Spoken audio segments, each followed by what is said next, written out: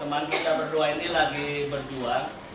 Artinya tanpa dukungan Bapak dan Ibu sama saja dengan ya mendorong mereka untuk tidak sukses kan gitu. Kenapa demikian? Bapak dan Ibu harus kita bantu teman-teman kita karena sekarang itu adalah apapun syaratnya guru penggerak. Jadi mereka itu menempuh 2 jalur untuk meniti karir yang lebih baik. Paling tidak menjadi guru yang lebih baik dan mudah-mudahan nanti bisa di-sharekan ke kita semua. Nah ini, jadi teman kita ini Bu Isti dan Bu Sri Daryanti itu lagi membuat aksi nyata ya. Nah aksi nyata yang berkaitan dengan proses budaya positif, di mana selama ini kita masih mengenal yang negatif saja, yang positif belum. Nah mudah-mudahan dengan ada di seminasi atau dari teman-teman ini, paling tidak kita ada pencerahan seperti apa yang namanya budaya positif itu. Selama ini termasuk saya itu masih mengenal yang negatif-negatif saja budayanya. Jadi mohon maaf, gitu ya. Jadi oleh karena itu terima kasih kepada teman-teman untuk membantu teman-teman kita.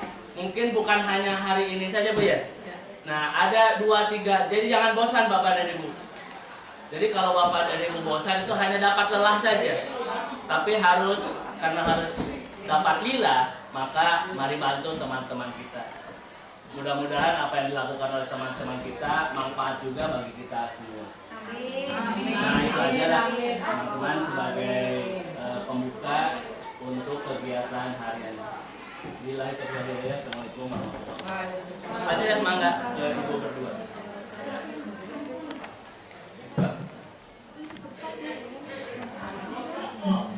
Terima kasih. Kayaknya kalau langsung ini juga jelas ya Bapak Ibu. Jelas langsung aja. Terima kasih Bapak Ibu. Terima kasih Pak Asep Ya, sama-sama. sudah membuka. Jadi tadi seperti yang Pak Asep katakan gitu Bapak Ibu, kami butuh dukungan semuanya gitu ya untuk menuntaskan tugas kami gitu. Tapi tidak hanya sekedar niatnya untuk menuntaskan tugas Bapak Ibu. Mudah-mudahan apa yang kami lakukan itu bisa bermanfaat buat kita semua. Kemudian berkaitan dengan apa yang akan kami sampaikan hari ini, itu budaya positif itu mirip dengan setara dengan disiplin. Jadi kalau kita tahunya di disiplin gitu, disiplin positif, tapi nanti disiplin positif ini akan menuju ke budaya yang positif. Ya. Untuk awalnya saya persilakan Ibu Isti untuk mendapatkan.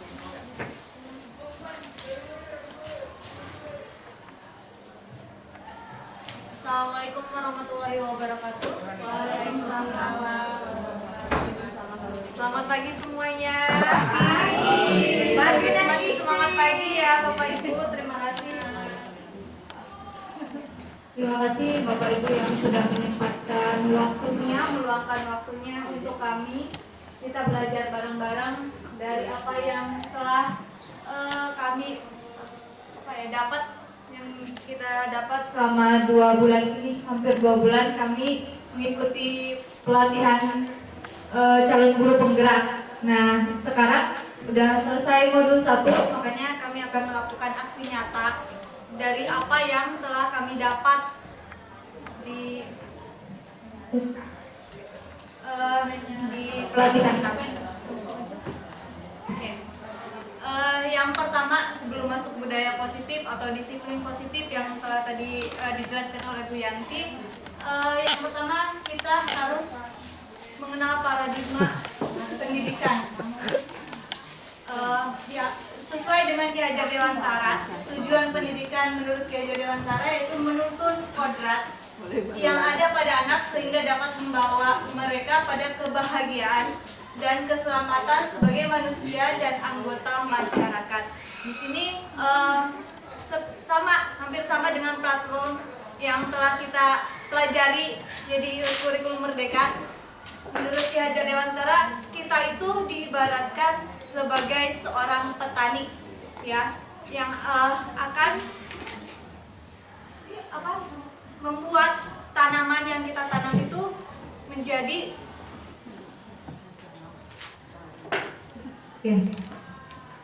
ulang ya. Jadi kita itu diibaratkan sebagai petani yang menanam tumbuhan, tanaman, nah dengan baiknya sesuai dengan kodratnya. Kalau kita menanam padi, itu akan tumbuh padi yang bagus. Kalau kita menanam jagung, ya kita akan menghasilkan jagung yang bagus. Jadi tidak bisa kita menanam padi jadinya jagung, nggak bisa. Nah, sesama dengan pendidikan anak, kodrat anak itu beda-beda. Jadi kita tidak bisa memaksanya, kita harus menuntun kodrat anak masing-masing yang berbeda itu. Jadi kita wajib bisa menuntun anak sesuai kodratnya masing-masing. Jangan memaksakan kodrat anak harus bisa sesuai dengan apa yang kita mau. Jadi kita itu ya menuntun kodrat anak, bakat anak masing-masing. Selain itu, kita itu sebagai pendidik itu harus menjadi tauladan. Seperti 3 menurut Ki Hajar Dewantara. Yang pertama, ingarso sutulodo. Ini artinya kita harus bisa menjadi teladan bagi siswa kita. Terus yang kedua, ikmadia mangun karso. Di sini kita harus memberikan semangat. Ya. Terus yang terakhir, tuturi handayani. Apa Bapak Ibu? Memberikan dorongan kepada siswa kita. Jadi intinya kita itu sebagai guru harus bisa menuntun anak. Nah, kita masuk menuntun anak ke disiplin.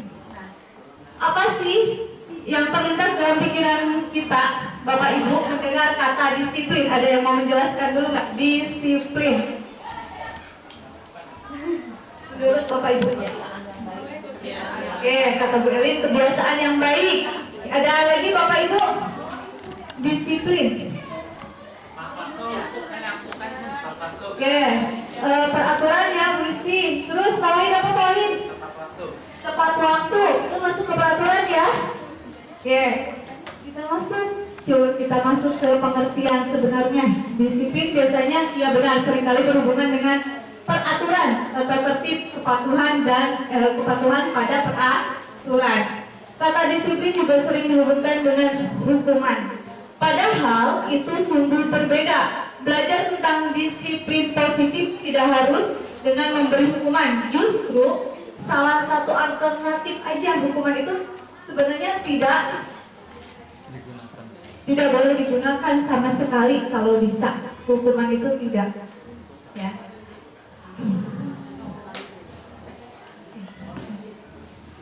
Oke.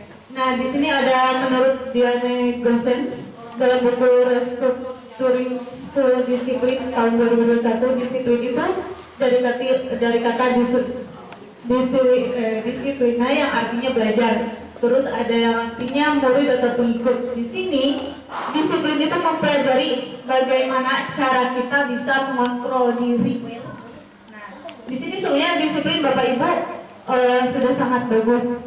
Contohnya kita datang ke sekolah itu tepat jam 7 udah ada di sekolah ya. Terus contoh yang kedua, Bapak Ibu masuk ke kelas tanpa disuruh oleh pimpinan kita ya. Kita masuk sendiri, dengar bel ataupun tanpa bel, kita ada waktu ada jamnya ngajar, masuk sendiri. Nah, yang terakhir 5S, meskipun tidak ada kepala sekolah, dulunya kita disuruh, tapi sekarang tanpa disuruh pun Bapak Ibu tetap menjalankan 5S. Itu disiplin. Kita harus bisa mengontrol diri kita sendiri. Jadi kata disiplin itu hanya diri kita sendiri yang bisa melakukannya. Begitupun kepada siswa. Kita harus mendorong siswa kita untuk disiplin. Nah, di sini disiplin butuh yang namanya motivasi. Ya. Terkontrol dulu. Oke, tadi kita kan yang bisa membuat disiplin itu kita harus bisa mengontrol diri. Di sini ada teori kontrol, ada 3. Yang pertama, kita tidak bisa mengontrol orang lain, kita hanya bisa mengontrol diri sendiri. Ini maknanya. makna dari disiplin. Yang kedua, realitas kebutuhan kita itu berbeda-beda. Kebutuhan siswa itu mempunyai kebutuhan yang berbeda-beda. Nah, yang ketiga, semua perilaku yang kita lakukan itu pasti memiliki tujuan. Nah, ini yang ketiga ini merupakan dari kontrol. Jadi kita tidak bisa mengontrol orang lain, yang hanya bisa mengontrol itu hanya diri kita sendiri. Terus yang kedua, kebutuhan kita pasti berbeda-beda dan semua orang memiliki tujuan masing-masing. Terus, nah di sini ada yang mendorong kita untuk disiplin, yaitu motivasi. Di sini ada 3 motivasi. Yang pertama, untuk menghindari ketidaknyamanan atau hukuman. Yang kedua, untuk mendapatkan imbalan dari orang lain. Nah, di sini 2 motivasi ini adalah motivasi dari eksternal, dari luar. Jadi kita melakukan sesuatu itu karena takut hukuman. Ada ya, siswa nih dipaksa suruh bawa, misalkan sekarang suruh bawa piring sama gelas, mereka pada bawa tapi takut, karena takut dihukum. Nah, itu masih motivasi yang pertama. Terus yang kedua, untuk mendapatkan imbalan dari orang lain, misalkan dari gurunya dikasih, oh terima kasih ya, sudah menjadi kamu bagus. Nah, imbalan itu bukan hanya karena dikasih uang, bukan ya, hadiah kayak gitu, tapi dari ucapan pun mereka biasanya itu udah senang. Nah yang terakhir, motivasi yang terakhir adalah untuk menghargai diri sendiri, menjadi insan sesuai harapan kita. Nah, ini adalah disiplin yang sebaiknya. Jadi dari internalnya, dari diri sendirinya. Jadi motivasinya yang bagus itu, kita disiplin itu dari internal, bukan hanya eksternal. Ya, pasti motivasi yang ke-1, kedua itu dari orang lain juga butuh, tapi yang paling utama itu dari internalnya, dari diri sendirinya. Nah, tadi sudah dibahas bahwa kebutuhan manusia itu berbeda-beda. Di sini ada 5 kebutuhan manusia dasarnya, kebutuhan dasar. Yang pertama, kebutuhan untuk bertahan hidup. Bertahan hidup ini contohnya rumah makan sehari-hari, yaitu kebutuhan bertahan hidup, pakaian dan lain-lain. Terus yang kedua, kebutuhan cinta dan kasih sayang. Kebutuhan cinta dan kasih sayang ini biasanya dari orang tua, dari saudara, dari teman, dari sesama ya. Bahkan ada dari hewan peliharaan. Nah, ini adalah kebutuhan cinta dan kasih sayang. Nah, yang ketiga,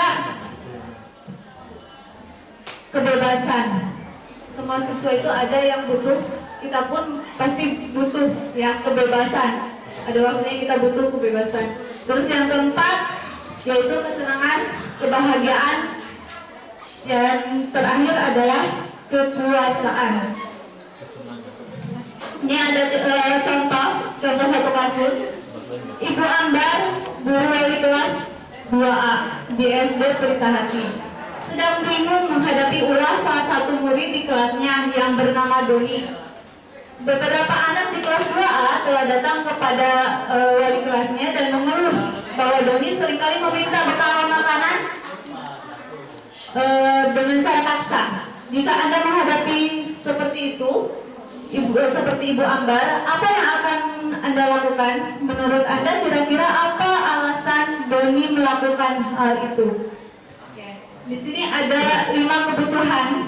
Contoh, yang pertama, jika dalam kasus di atas Doni menjawab bahwa alasannya itu mengambil bekal temannya karena merasa senang temannya, terus dia diperhatikan. Ketika temannya melaporkan tindakan tersebut, gurunya pasti memanggilnya, terus orang tuanya juga datang ke sekolah, sehingga dia diperhatikan. Nah, itu berarti alasannya, kebutuhannya adalah cinta dan kasih sayang. Tuh. Terus jika Doni dipanggil sama wali kelasnya, alasannya itu karena ia lapar dan orang tuanya tidak membawakan bekal makan Berarti kebutuhan itu apa? Kebutuhan apa?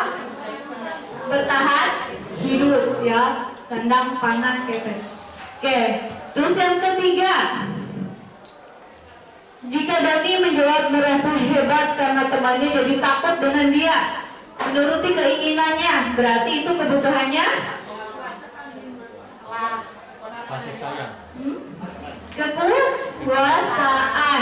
Jadi dia merasa hebat, kekuasaan. Oke, yang keempat, jika Doni itu merasa bosan dengan bekal makanan dibawakan ibunya, makanya mengambil punya teman-temannya, itu berarti apa?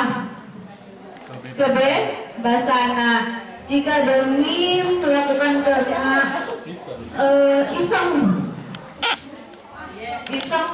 itu berarti kebutuhannya karena untuk kesenangan dirinya sendiri. Jadi bisa membedakan Bapak Ibu ya. Jadi kebutuhan anak itu beda-beda ya.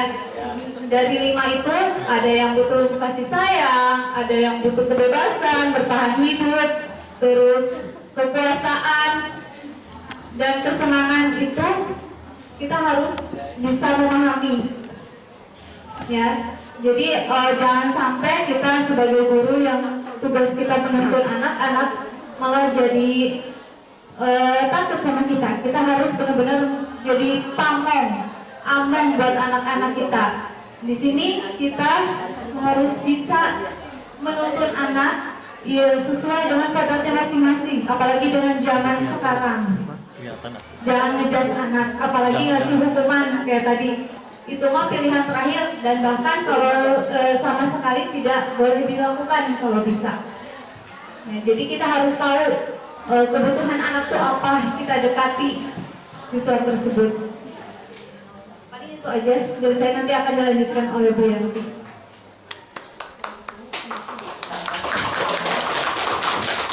Terima kasih Bu. Ya Bapak Ibu, tadi yang Ibu Isti paparkan, kita kan bicara tentang disiplin positif ya Bapak Ibu. Jadi yang tadi Ibu Isti paparkan adalah latar belakang gitu. Jadi ketika kita ingin menerapkan disiplin positif, kita harus tahu dulu latar belakangnya. Ada 3, teori kontrol, motivasi, dan 5 kebutuhan dasar anak. Jadi yang pasti kita nggak bisa mengontrol orang lain, kita juga nggak bisa mengontrol anak. Jadi kalau kita lakukan, kita kontrol anak dengan cara kasar, dengan cara ancaman, itu hanya sementara Bapak Ibu. Jadi intinya kita nggak bisa mengontrol orangnya, bisa mengontrol adalah diri kita sendiri. Kemudian motivasinya itu apa? Apakah karena hukuman, takut hukuman, apakah karena pengen dapat imbalan, atau motivasi untuk menghargai diri sendiri. Dan yang ketiga tentang 5 kebutuhan dasar anak. Gitu. Jadi ketika anak melakukan sesuatu, siswa kita melakukan sesuatu tuh mereka tuh punya kebutuhan dasar gitu sebenarnya yang tadi Bu Isti jelaskan. Nah sekarang kita mulai belajar pada gimana ya gitu kita lakukan supaya siswa punya karakter disiplin positif. Sedikit langkah yang kita lakukan mudah-mudahan akan berdampak besar gitu ya. Ya, yang pertama kita harus tahu dulu ada 5 posisi kontrol dulu yang biasa kita lakukan Bapak Ibu, yaitu sebagai penghukum, pembuat rasa bersalah, sebagai teman, pemantau, dan sebagai manajer. Jadi di sini ketika saya berkaca juga terhadap saya gitu, ketika kita mau menemui kasus anak, apapun kasusnya gitu, kita itu sebagai apa posisinya melakukan tindakan terhadap mendisiplinkan anak itu gitu. Apakah kita sebagai penghukum, apakah kita sebagai orang yang membuat rasa bersalah pada anak, atau kita sebagai teman, atau kita sebagai pemantau, atau kita sebagai manajer. Ya, misalkan kita sebagai penghukum ya Bapak Ibu, ini bercermin sekali sama saya Bapak Ibu ya, saya melakukan juga melakukan pengawasan ini. Jadi misalnya kita karena kita biasanya kita sedikit emosi gitu ketika menangani anak, kemudian langsung bilang kamu selalu saja salah, patuhi aturan saya atau awas saja. Terus sering biasanya kadang-kadang kita lakukan itu sebagai penghukum ya kitanya berarti. Kemudian kalau sebagai pembuat rasa bersalah, misalnya ibu kecewa sekali sama kamu, kok kamu selalu melakukan itu, kamu terlambat lagi, gimana coba kalau orang tahu kamu berbuat begini. Nah itu anak tuh bikin anak merasa bersalah. Gitu ya, itu berarti kita melakukan pembuat rasa bersalah. Kemudian kalau sebagai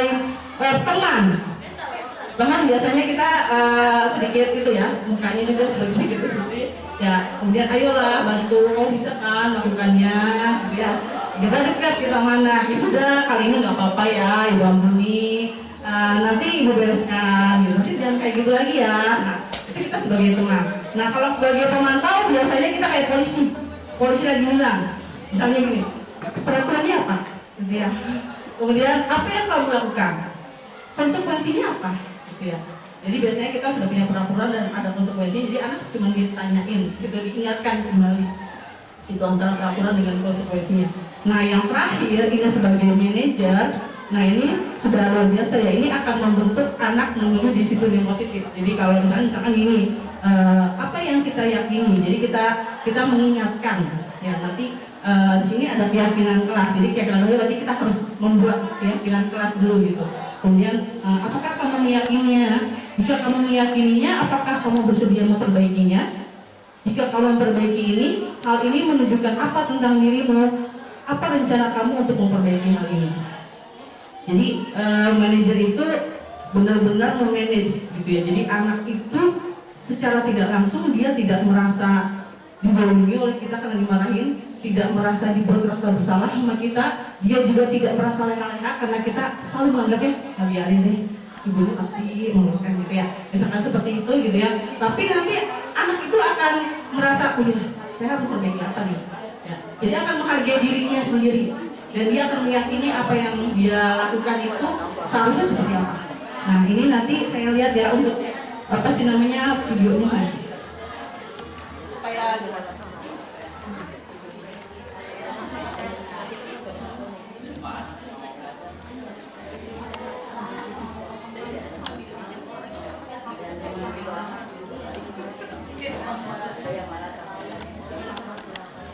Ini Bapak Ibu supaya kelihatan jelas sekali ya tadi ya, posisi kontrol ini. Kalau lihat video ini, insya Allah Bapak Ibu tuh akan, saya sering melakukan yang hal ini nih gitu. Karena ketika saya mempelajari ini juga, ketika saya video ini baru saya paham gitu, dan saya langsung merefleksi waktu saya sering melakukan nomor berapa gitu ya.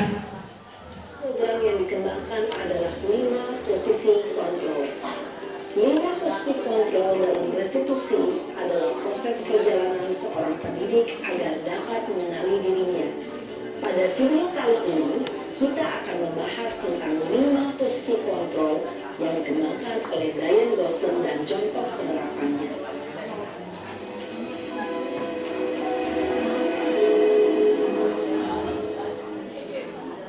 Lima posisi kontrol itu adalah 1.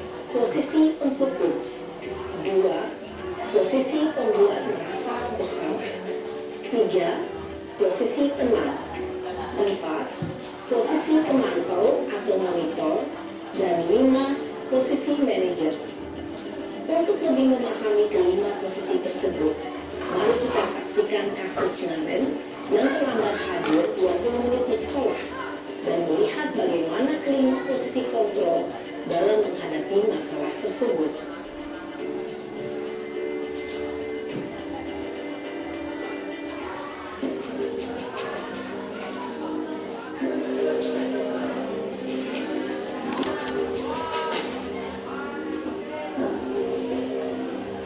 Naren,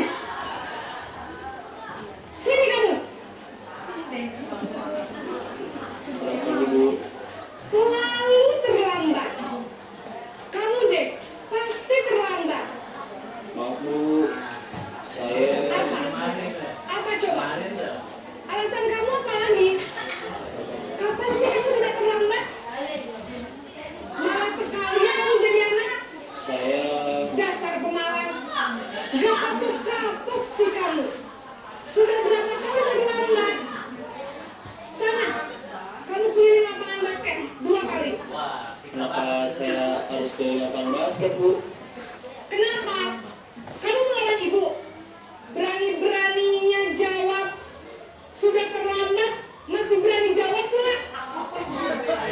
Sekarang, keliling lapangan basket 5 kali sekalian. Lihat kamu. Cepat. Pergi sana ke lapangan basket.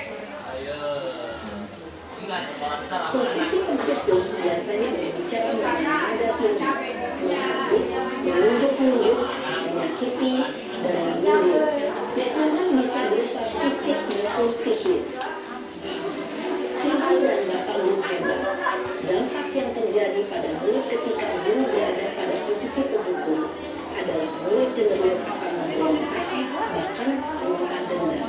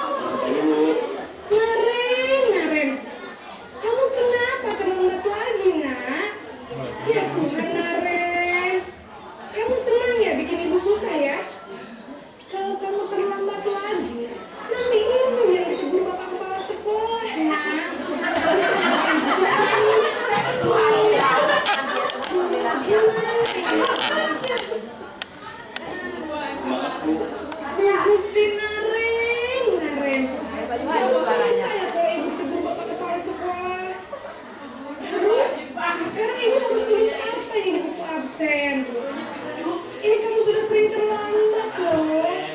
Ibu harus apa coba? Maaf Bu, maaf sekali. Ya sudah, lain kali jangan bikin ibu susah lagi ya nak ya. Ibu tidak akan kuat lagi kalau kamu begini terus. Bisa jantungan kalau ibu tegur bapak kepala sekolah. Sana cepat kelas. Maaf ya Bu, maaf sekali. Posisi membuat rasa bersalah, berbicara dengan nada tenang, cenderung lembut. Namun kata-kata yang diutarakan membuat murid merasa menjadi orang yang gagal. Memandang buruk dirinya sendiri, merasa tidak berharga, dan tidak sanggup membahagiakan orang lain. Ketika guru mengambil posisi pembuat rasa bersalah, murid akan menganggap dirinya yang bersalah dan ia akan menyimpan emosi negatif tersebut di dalam dirinya.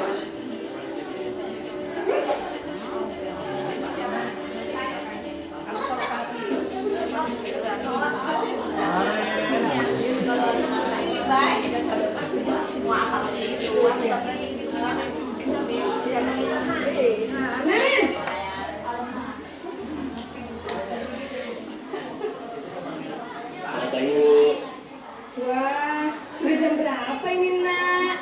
Terlambat lagi ya sayang. Iya Bu, habis ibu saya menolakkan saya Bu. Kamu malah menyalahkan ibu kamu. Ibu kan yang paling kencang. Kok terlambat sih? Iya Bu, saya memang terlambat bangun tadi. Jadi biarpun saya lari kencang, tetap gak kekejar Bu. Ya sudah sana. Nanti lain kali larinya lebih kencang lagi ya. Biar gak terlambat lagi. Bikin seneng ibu. Demi ibu. Bisa kan? Bisa lah Bu. Ya sudah sana masuk kelas. Ibu beresin urusan absen kamu. Kamu ini ada-ada saja. Dalam posisi tenang, guru berbicara dengan nada suara ramah, akrab, cenderung bersenda gurau untuk menjaga suasana tetap santai. Murid akan merasa senang, aman, dan akrab dengan guru. Identitas yang tercipta adalah identitas sukses atau berhasil. Namun, perlu diingat, karena ini masih dorongan eksternal, maka ada faktor ketergantungan dari murid kepada orang tertentu. Di sini, guru aksennya, sehingga di lain waktu, murid bisa berperilaku baik, namun hanya kepada orang-orang tertentu saja.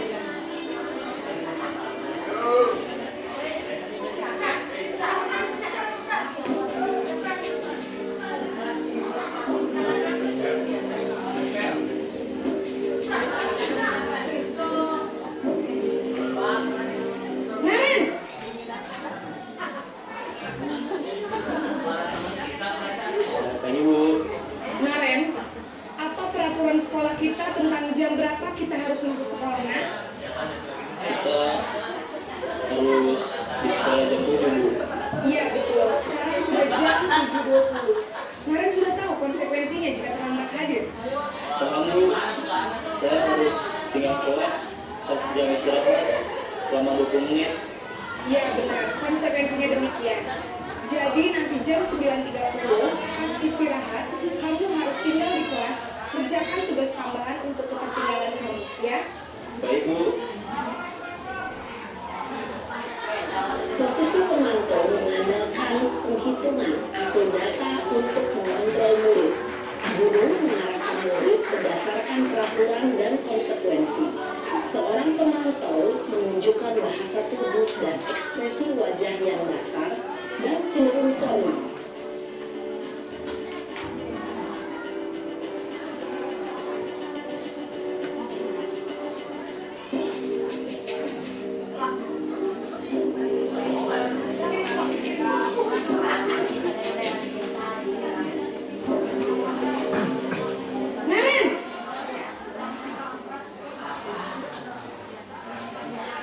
Selamat pagi, Bu. Selamat pagi, Naren. Maaf, Bu. Saya terlambat. Iya, sekolah masuknya jam 7, sekarang sudah jam 7.20. Jadi sekarang bagaimana ini, Naren? Maaf, Bu. Saya lupa setel alarm saya semalam. Baiklah, menurut kamu, keyakinan sekolah yang mana yang perlu kamu tingkatkan? Menghargai diri sendiri dan orang lain mungkin, ya, Bu. Setuju. Jadi, apakah Naren meyakini prinsip saling menghormati tersebut? Iya, Bu. Saya meyakininya. Apakah Naren bersedia memperbaiki masalah keterlambatan ini? Bersedia, Bu. Bagaimana kamu akan perbaiki masalah keterlambatan ini? Saya akan coba untuk tidak lupa menyetel alarm saya, Bu. Baik, kalau Naren lupa menyetel alarm di rumah, ada orang yang kira-kira bisa bantu mengingatkan tidak? Ada, Bu. Kata saya, Kak Emma. Ada lagi selain KM? Selain Kak Emma, ada ibu saya. Baik, jadi yang mengingatkan Naren adalah Kak Emma dan ibu kamu, ya? Kira-kira akan mulai set alarm kapan nih, Naren? Setelah pulang sekolah, akan segera saya lakukan. Baik, jadi Naren akan setel alarm untuk bangun besok pagi dan akan diingatkan oleh kakak dan ibunda Naren, ya. Ada lagi yang mungkin perlu dilakukan, Naren, agar tidak terlambat bangun lagi? Tidak ada, Bu. Baik, Naren, terima kasih untuk kerjasama kamu. Sekarang kamu perlu kembali ke kelas untuk belajar. Baik, Bu. Terima kasih. Posisi manajer adalah posisi kontrol yang disarankan untuk memimpin murid memiliki sikap disiplin yang positif, yaitu murid yang mandiri, bertanggung jawab, dan dapat memecahkan masalah. Tujuan dari posisi ini adalah agar murid dapat berefleksi atas tindakannya. Guru akan terus memberikan pertanyaan-pertanyaan bermakna, sehingga murid dapat belajar dari kesalahannya dan mencari sebuah solusi untuk menyelesaikannya. Ibu dan bapak guru hebat, setelah mengamati adegan kelima posisi kontrol tadi, kira-kira posisi mana yang paling ideal? Posisi mana yang dapat menunjang motivasi intrinsik murid? Ya, tentu posisi manajer. Posisi ini memang posisi ideal yang ingin dituju setiap pendidik. Pada posisi inilah, guru dapat menerapkan disiplin positif yang berpihak pada murid, yang memerdekakan murid. Perjalanan seorang pendidik tentunya tidak mudah untuk sampai pada posisi seorang manajer. Namun, tujuan kita pasti, yaitu menciptakan murid-murid yang mandiri, merdeka, dan bertanggung jawab. Semoga penggambaran 5 posisi kontrol yang telah diperlihatkan ini dapat menjadi ajang refleksi bagi kita semua, agar dapat terus mengasah dan menerapkan disiplin positif yang memerdekakan murid. Mari terus berlatih dan bersemangat. Selamat menerapkan. Salam dan bahagia, Ibu dan Bapak Guru hebat.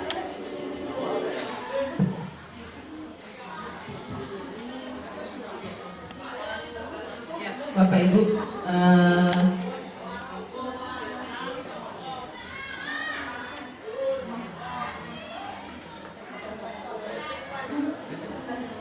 tadi 5 posisi kontrol ya Bapak Ibu. Itu saya merefleksi diri, belum pernah Bapak Ibu melakukan yang posisi manajer, ya baru mau belajar gitu. Kenapa? Kita biasanya kita dari 1 sampai 3 gitu ya Bapak Ibu, untuk melakukan tindakan pada anak aturan karena kurang sabar, gitu ya, kurang sabar dan banyak anak yang ditangani, jadi kita keburu emosi duluan sehingga sering sekali kita melakukan posisi 1 dan posisi 2, dan ini sangat berbahaya ya Bapak Ibu ya, karena anak jadi dendam sama kita, boro-boro menyelesaikan masalah gitu, malah nambah masalah sebenarnya dan tidak ada baik-baiknya buat anak gitu. Nah sekarang saya bicara tentang restitusi adalah posisi kontrol yang kelima sebagai manajer. Itu gimana sih kita melakukannya? Nah itu sebenarnya adalah paradigmanya adalah restitusi gitu. Jadi restitusi itu proses menciptakan kondisi bagi murid untuk memperbaiki kesalahan mereka sehingga mereka bisa kembali pada kelompok mereka dengan karakter yang lebih kuat. Jadi mereka itu memperbaiki diri atas kesalahan mereka dan mereka mengakui gitu ya. Dan mereka juga bisa menyelesaikan sendiri. Nah, restitusi ini juga merupakan proses kolaboratif yang mengajarkan siswa dan murid untuk mencari solusi untuk masalah mereka dan membantu mereka berpikir tentang orang seperti apa yang mereka inginkan. Jadi mereka nanti mau jadi orang seperti apa gitu nantinya. Yang melakukan ini itu atau melakukan disiplin ini memang itu adalah keyakinan mereka supaya mereka akan menjadi orang yang lebih baik gitu. Dan bagaimana mereka juga memperlakukan orang lain gitu. Ketika kita memperlakukan anak itu pasti nanti ada efeknya, nanti mereka memperlakukan orang lain yang mungkin bukan melakukan kita tapi melakukan orang lain seperti apa. Dan itu kalau kita melakukan terus kesalahan dan dosanya nanti ke kita juga gitu, ketika anaknya melakukan secara tidak langsung melakukan orang lain seperti yang kita lakukan. Ini tahapan restitusinya ya. Nanti saya akan membagikan Bapak Ibu ya. Jadi memang tidak mudah gitu ya kita melakukan restitusi ini, dimulai dari misalnya kita menanyakan apakah alasan mengapa melakukan itu, kemudian apakah ada cara yang lebih efektif untuk mendapatkan apa yang dibutuhkan. Kemudian kita juga menstabilkan mereka bahwa setiap orang tuh pasti pernah melakukan kesalahan dan kalian bukan satu-satunya orang yang melakukan kesalahan. Kemudian kita sepakati nilai-nilai apa, kemudian kamu ingin menjadi seorang seperti apa gitu. Jadi intinya restitusi itu memperbaiki kesalahan dengan melibatkan mereka gitu. Lanjut, nah tadi ada kita bicara tentang ada keyakinan kelas gitu. Keyakinan kelas tuh kalau kita bicaranya kesepakatan kelas gitu. Cuman bedanya nanti kita lihat ya Bapak Ibu, ada bedanya sedikit ya. Karena kalau kesepakatan itu biasanya berupa aturan-aturan, tapi kalau keyakinan itu lebih kepada nilai-nilai. Jadi bedanya misalnya tanggung jawab gitu, kalau nilai itu kan yang jujur. Nah kalau misalnya peraturan kan lebih rinci ya Bapak Ibu ya. Jadi setiap tindakan atau perilaku yang kita lakukan dalam kelas ini dapat menentukan terciptanya sebuah lingkungan positif. Perilaku warga kelas tersebut menjadi sebuah kebiasaan yang akhirnya membentuk sebuah budaya positif. Untuk terbentuknya budaya positif, pertama-tama perlu diciptakan dan disepakati. Jadi disepakati dulu keyakinan atau prinsip dasar bersama antara guru dan warga kelas. Jadi penting sekali Bapak Ibu, pertama kali kita mengajar siapapun itu, tidak hanya wali kelas, itu kita membuat keyakinan, kita buat kesepakatan. Karena nanti di tengah perjalanan ketika ada kasus, maka kita kembalikan apa yang kita sepakati, apa yang kita yakini gitu. Jadi nanti biasanya anak juga akan langsung merespon, dia tahu gitu sebenarnya dia sedang melakukan kesalahan dan dia tahu konsekuensinya ya. Nah kenapa sih nggak peraturan aja, kenapa harus keyakinan gitu? Karena ini sedikit berbeda. Kalau peraturan itu kan peraturan tertulis ya dan rinci, tapi kalau keyakinan itu lebih ke arah nilai-nilai ya. Jadi ini sama aja kita bertanya, mengapa kita memiliki peraturan harus menggunakan helm bila mengendarai kendaraan roda 2? Kenapa kita memiliki peraturan 3M, menggunakan masker, mencuci tangan, menjaga jarak? Mengapa kita memiliki peraturan harus datang tepat waktu ketika mengikuti pelatihan? Nah, kenapa kita harus sholat? Ya, itu kan bukan peraturan ya. Jadi kalau kita sholat ya karena kita yakin bahwa memang kita harus melakukannya gitu. Kita pakai helm ya karena kita yakin bahwa itu untuk keselamatan kita gitu. Harus jaga 3M, kita yakin itu untuk keselamatan kita. Jadi kalau itu hanya sekedar peraturan, karena peraturan seperti itu, maka nanti kalau apa namanya ya, kalau satu sudah tidak ada, misalnya sudah dibuat, sudah jalan saja, gitu ya. Karena itu kan peraturan, gitu ya. Jadi kalau yakin itu nanti akan dibawa terus. Ya, ini apa sih? Jadi ini bedanya ini ya Bapak Ibu ya. Misalnya peraturannya itu ya, selalu kembalikan buku pada tempatnya. Maka keyakinannya adalah tanggung jawab. Dilarang mengganggu orang lain, berarti menghormati orang lain dan diri sendiri. Hadir di sekolah 15 menit sebelum pembelajaran dimulai, berarti menghormati orang lain, kemudian berkomitmen pada tujuan. Dilarang melakukan kekerasan, berarti keselamatan dan menghormati orang lain. Dilarang menggunakan narkoba, kita peraturan seperti itu. Berarti kan sebenarnya keyakinan itu adalah kesehatan, gitu, untuk kesehatan. Bergantian atau menunggu giliran adalah menghormati orang lain dan kesabaran keyakinannya. Gunakan masker, itu adalah untuk kesehatan dan keselamatan. Jangan berlari di kelas atau koridor, berarti keselamatan dan keamanan. Jadi lebih ke arah itu ya Bapak Ibu. Kita buat peraturan dan kita tahu juga keyakinannya itu seperti apa, sehingga ketika kita melakukan itu di kelas dan nanti anak juga akan sedikit-sedikit itu tumbuh gitu. Oh iya, saya bertanggung jawab terhadap diri saya. Saya harus menghormati orang lain. Ya, lagi belajar misalkan jangan ribut ya, peraturannya di kelas itu untuk apa? Untuk menghormati kamu dan menghormati ibu. Gitu. Menghormati, kita bukan saling menghormati, kita saling menghargai. Gitu ya. Lanjut. Nah, sedikit tambahan yaitu tentang reward dan punishment. Reward dan punishment itu adalah penghargaan dan hukuman. Ya, ini hubungannya dengan yang tadi. Kalau kita memberi hukuman, apakah tidak boleh memberi hukuman? Boleh Bapak Ibu ya. Tapi ini sedikit nanti ada saran gitu yang untuk memberi hukuman. Bahwa hukuman itu kan sebenarnya konsekuensi yang harus dilakukan karena melakukan suatu pelanggaran. Nah, kadang kita itu melakukan hukuman secara tiba-tiba pada anak, seperti yang tadi posisi yang menghukum itu ya, dan tidak ada hubungannya. Ya, kita bisa melakukan secara fisik ataupun verbal. Gitu. Kita melakukan hukuman itu nggak ada hubungannya gitu. Misalnya terlambat kayak tadi kemudian suruh muter-muterin lapangan, basket gitu ya, itu nggak ada hubungannya gitu. Nah, boleh nggak kita melakukan hukuman?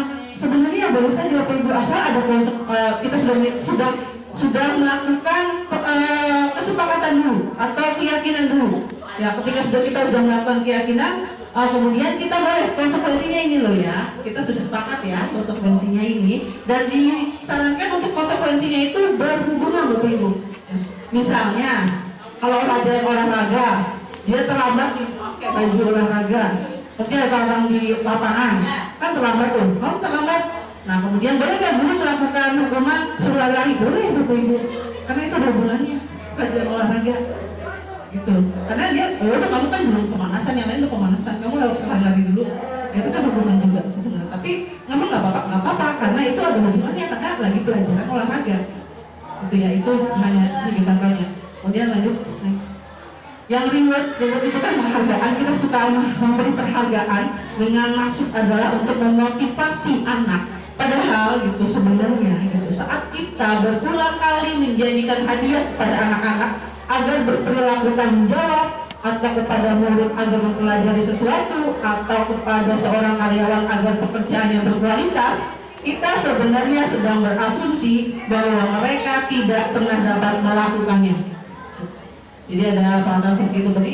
Reward ini ternyata tidak baik juga gitu kalau terus kita lakukan. Ya, jadi ada istilah dihukum oleh penghargaan. Kenapa sih tidak boleh? Banyak alasannya ya. Ini diantaranya ya, bahwa penghargaan atau hukuman itu adalah cara mengontrol perilaku seseorang. Jadi sebenarnya kita itu nggak sengaja ketika kita memberi hukuman dan penghargaan itu untuk mengontrol orang. Padahal sudah jelas tidak bisa kita mengontrol orang. Kita hanya bisa mengontrol diri kita sendiri. Adapun ketika anak akhirnya baik karena yang kita lakukan atau kita suruh, itu karena dia sudah meyakini, oh iya saya sudah kualitas, dia sudah menyadari gitu. Dan dia mengizinkan bahwa dia mengontrol dirinya sendiri gitu ya. Nah, kemudian penghargaan itu hanya efektif jika kita mengontrol perilaku seseorang dalam jangka waktu pendek saja, tidak bisa dalam jangka waktu panjang. Jadi bisa kita lakukan tapi nggak bisa terus-terusan kita lakukan. Kemudian mereka yang tidak percaya bahwa mereka tidak memiliki kesempatan untuk mendapatkan penghargaan akan berhenti mencoba. Nah ini ya, makanya kita pernah juga kan membahas tentang boleh nggak sih ngasih hadiah ketika di ranking gitu anak. Itu sebenarnya kan kita tujuannya baik ya Ibu untuk motivasi, tapi gitu ya tidak baik bagi yang lain yang tidak mendapatkannya. Mereka yang nggak mendapatkannya tuh merasa rendah diri dan mereka merasa saya nggak akan pernah bisa seperti itu.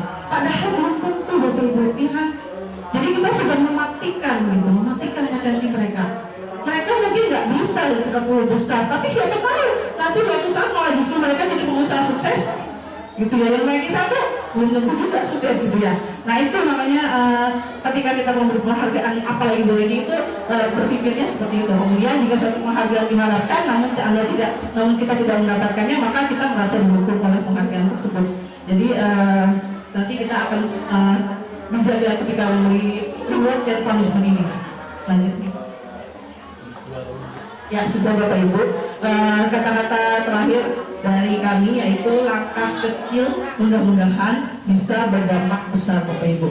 Terima kasih Bapak Ibu. Kemudian satu lagi yang tentang pernah saya berikan Google Form ya tentang pembelajaran itu saya rencananya itu kami akan memberikan seminggu sekali Bapak Ibu. Kepala sekolah juga sudah Bapak Ibu kepala sekolah sudah mengizinkan setiap hari Sabtu. Tapi itu juga sama, tidak harus semua gitu ya. Maksudnya mangga Bapak Ibu kalau misalnya mau gitu ya, tinggal nanti kita bentuk kelompok seperti 10 orang atau berapa orang, 1 orang juga akan kami ladeni. Itu artinya kita terus menjaga bahwa kita terus belajar, tidak hanya segitu-gitu aja gitu. Karena murid kita terus belajar dan murid kita terus berubah dan zaman ke zaman, maka kitanya juga harus berubah. Ya, kita juga pemikirannya atau misalnya mindsetnya juga harus terus berubah. Jangan hanya di situ-situ saja. Gitu ya Bapak Ibu ya. Sekian dan terima kasih sekali atas perhatiannya dan dukungannya. Assalamualaikum warahmatullahi wabarakatuh. Mengumpulkan AT katanya Bapak Ibu.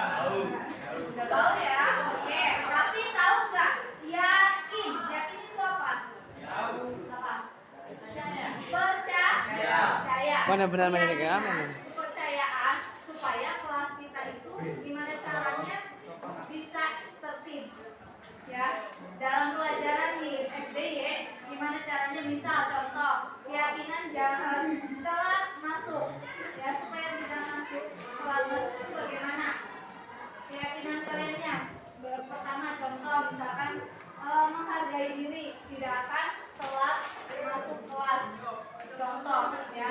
Nah menurut kalian nanti kalian bikin aja gimana caranya supaya apa yang pengen kalian ubah di kelas ini agar kelas ini tuh enak, nyaman, tertib, seperti itu. Paham nggak?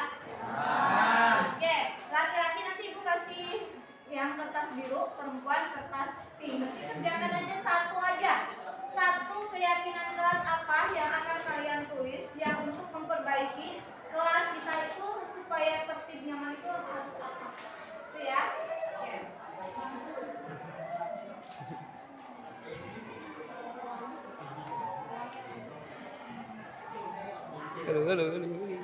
Aduh.